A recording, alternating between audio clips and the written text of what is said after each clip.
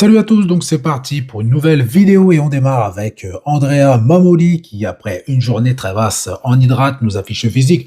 Donc après une seule journée, ce n'est pas énorme même si pour certains athlètes cela modifie très vite leur apparence, mais chez les pros je n'ai jamais vu de gros changements en une seule journée, peut-être même quelques heures pour Andrea. Donc nous verrons si une fois son physique rempli après la recharge du physique. Donc actuellement en classique physique, beaucoup de nouveaux athlètes émergent. D'ailleurs, Andrea en fait partie et pour la plupart. Ce qui fait la différence, c'est leur structure, car en termes de masse musculaire, ils ne sont pas encore au niveau face aux top athlètes comme Ramon ou Mike. Donc Andrea a pas mal d'atouts que les juges et les fans de body recherchent chez un compétiteur classique. Ses poses de face sont superbes, très esthétiques de plus, c'est un très bon poseur. Son physique affiche une belle condition, des séparations très prononcées, donc son physique est également complet, même si on doit attendre de voir les athlètes côte à côte sur scène et non par des vidéos interposées sur les réseaux. Donc Wesley sera à côté d'athlètes de qualité et le top 3 n'est pas assuré. J'ai également vu que le physique de Andrea avait visiblement marqué à Ramon Dido, même si on peut se demander si elle ne jouait pas un petit peu la comédie pour les caméras. Pour info, ce n'est pas la première expérience d'Andrea sur une grande scène. Il a déjà été 2 fois sur la scène de Monsieur Olympia dans sa carrière. De plus, très peu de médias parlent de lui pour le moment, mais à mon avis, après le prochain Arnold Classic, quand tout le monde va se rendre compte que Andrea a du potentiel, il prendra très certainement, donc très probablement, une autre dimension. On enchaîne avec un autre athlète classique physique, donc il s'agit de l'athlète espagnol José Manuel, même si j'ai quelques doutes sur le fait qu'il reste en classique. Il approche des 125 kilos avec une condition, on peut le dire, de qualité, donc je peux me tromper, mais je sens le switch de catégorie. Catégorie d'ailleurs qu'il a déjà quitté pour le classique, mais tout comme Florian Poisson, ce n'est pas pour lui, après le succès n'a pas été le même. Donc il est fort probable que José switch car il fait face au même problème que Urs Kalsanski, c'est-à-dire d'atteindre la limite de poids en sachant que José est encore plus lourd en off-saison que Urs, donc imaginez la difficulté de certains athlètes comme José ou Urs, donc des athlètes classiques, pour perdre autant de kilos de masse musculaire. Donc je fais peut-être fausse route en pensant que José en a fini avec le classique. Donc s'il reste en classique, il va continuer à faire partie des meilleurs, mais il ne remportera jamais le titre de Monsieur Olympia car sa marge de progression est inexistante. José a déjà atteint la limite de poids avec une condition de folie. Pour moi, c'est une perte de temps. Après, je ne connais pas ses objectifs et si c'est donc si le top 5 lui convient, parfait. Mais je doute que ce soit le cas, surtout qu'il fait partie des meilleurs depuis plusieurs années, principalement grâce à sa condition, car de façon honnête, en termes de ligne, José ne fait pas partie des meilleurs. Ensuite, on enchaîne avec Martin Sidwater qui a et fait toujours énormément parler de lui ces derniers temps, et je dois dire, pour de mauvaises raisons, principalement parce qu'il a bloqué pas mal de pages de body, comme je vous avais expliqué dernièrement donc dans mes dernières vidéos. Donc cette photo a soi-disant été postée sans l'accord de Martin Sidwater par son pote, donc qui est Brett Wilkin. Donc vrai ou pas, on s'en fout un petit peu. Ce n'est pas le plus important car cela nous permet d'avoir un petit aperçu, donc un aperçu complet du physique de Martin à quelques jours de la compétition. Martin Sidwater est un bodybuilder équilibré, ce qui fait de lui un athlète très dangereux. Il ne fait pas partie du top 5 de Monsieur Olympia pour rien, donc après avoir terminé justement dans le top 5 de Monsieur Olympia 2 années d'affilée, il n'a plus rien à prouver. La seule inquiétude concernant Martin, c'est de savoir s'il sera capable d'atteindre le même pic de forme que lors du Prague Pro 2025 où il a battu Samson Dauda, car il a mentionné qu'il était un petit peu donc en retard sur son planning, mais Martin, on le sait, a la capacité de changer très rapidement et il ne peut pas se rater car c'est son tout premier Arnold Classic. Martin veut également à tout prix faire taire ses détracteurs en terminant au moins dans le top 3, en sachant qu'une place dans le top 3 dans une line-up de ce niveau serait déjà une victoire. Personnellement, pour le spectacle, j'espère le voir à son meilleur niveau, encore meilleur que lors du Prague Pro, ce qui sera donc, je pense, difficile, sauf s'il affiche la même condition avec plus de masse musculaire, et si c'est le cas, c'est un top 3 assuré. Petite pause de quelques secondes donc pour une publicité, donc non je plaisante, petite pause de quelques secondes uniquement pour vous demander si cette vidéo vous plaît, de faire péter les pouces bleus, et on continue cette vidéo. On enchaîne justement avec son concurrent direct, donc Nick Walker qui semble en grande forme, mais le top athlète sera difficile à aller chercher. Nick est l'athlète le moins esthétique par rapport à son abdomen et sa taille, et son résultat va principalement dépendre de la forme donc affichée par Adi Chopin.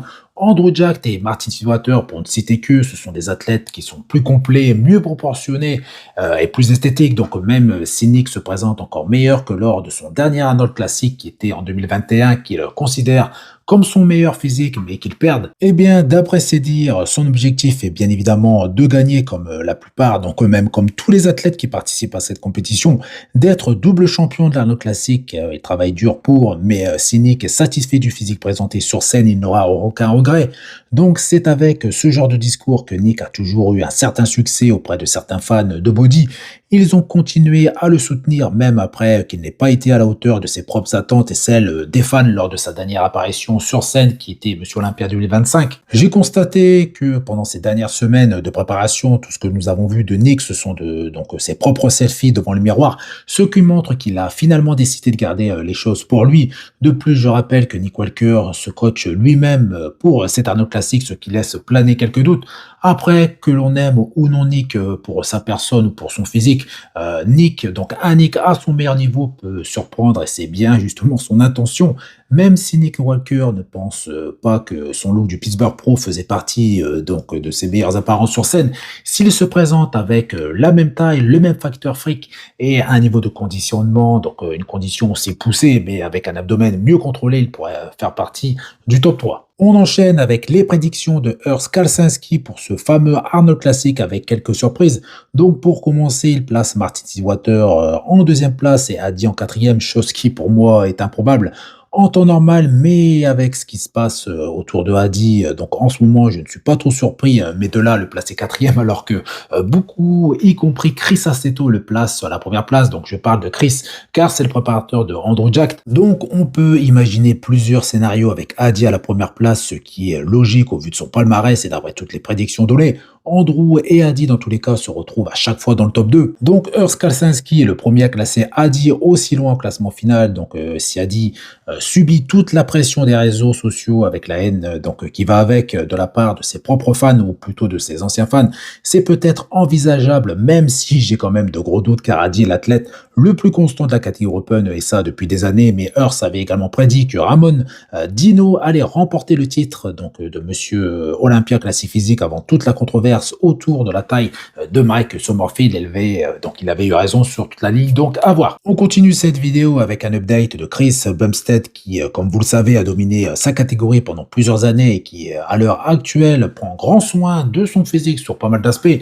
Donc pour ceux qui ne le savent pas, Chris Bumstead a commencé à prendre des produits très jeunes, donc s'éloigner du bodybuilding de haut niveau avec tout ce que ça implique a été pour moi la bonne décision, surtout que Chris n'a plus rien à prouver à seulement 29 ans au moment de son dernier titre, donc le sixième.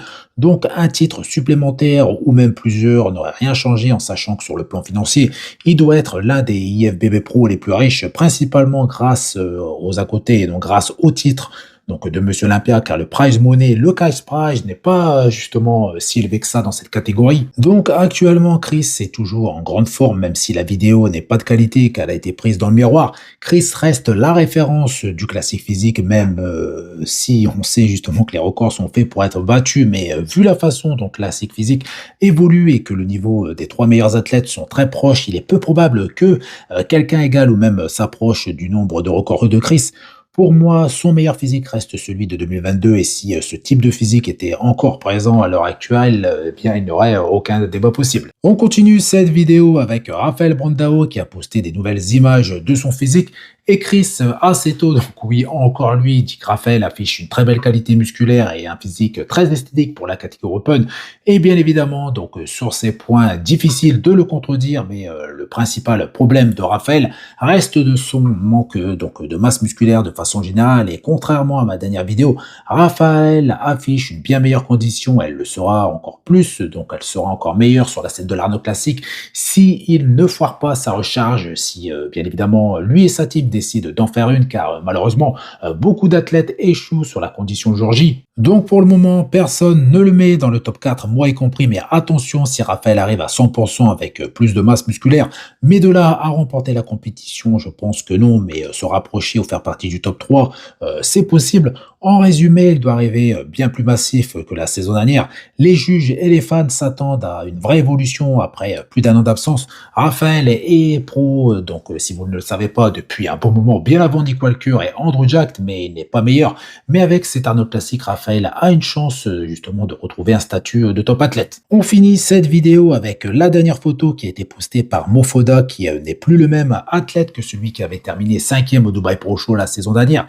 Il a gagné énormément de masse musculaire et au bon endroit, ce qui n'est pas donné à tout le monde. Ses cuisses ont littéralement explosé, ce qui le rend encore plus compétitif sur les postes de face et il aura sans doute le meilleur front, la spread du plateau après Andrew Jack. Son dos, qui la saison dernière était son point faible numéro un, eh bien, il est maintenant bien plus complet. Sa condition actuelle est également très poussée. Et après Adi, Mo est pour moi l'athlète qui affiche le physique le plus prêt à monter sur scène, et ça depuis quelques semaines. Donc, si son dos est vraiment plus complet, donc je dis ça car sur scène, on est même très souvent déçu par rapport à un athlète qui poste régulièrement sur les réseaux et son physique est radicalement différent sur scène. Donc, si c'est le cas et que son dos est au niveau, attention à lui. Bon, on peut surprendre d'ailleurs son préparateur, qui est, je le rappelle, Patrick Tuor, est très confiant. Et leur collaboration qui a été entamée juste avant le Dubai Pro a rapidement porté ses fruits.